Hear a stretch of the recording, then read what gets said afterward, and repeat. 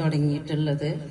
അപ്പോൾ പ്രവീൺ മാഷൊക്കെ പറഞ്ഞ മാതിരി തന്നെ കുറെ കുണ്ടും കുഴികളും പാറയും കുന്നും മലകളും ഒക്കെ കയറിയപ്പോ യാതൊരു കാലുവേദനയും ഉണ്ടായിട്ടില്ല. ഒരു മസിൽ പിടുത്തോ ഒന്നും ഉണ്ടായി. സാധാരണ പഴയ കാലത്തൊക്കെ സാധാരണ വീട്ടിൽ എന്തെങ്കിലും ഒരു പാർട്ടി കഴിഞ്ഞാൽ അന്ന് രാത്രി കാല് മസിൽ കയറിയായിരുന്നു.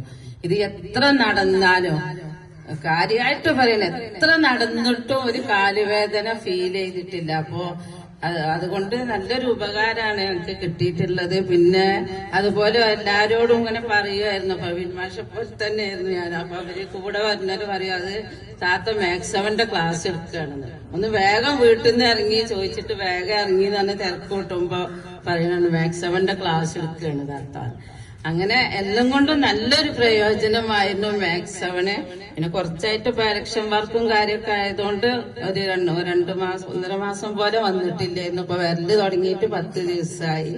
എല്ലാവരും ഒരു പ്രചോദനം, താത്ത ജയിച്ചിട്ട് വരണമെന്ന് പറഞ്ഞ് ഇവിടുന്ന് എല്ലാരും വിട്ടത്. അൽഹംദുലില്ലാ ജയിച്ചു. എല്ലാവർക്കും നന്ദി, നമസ്കാരം.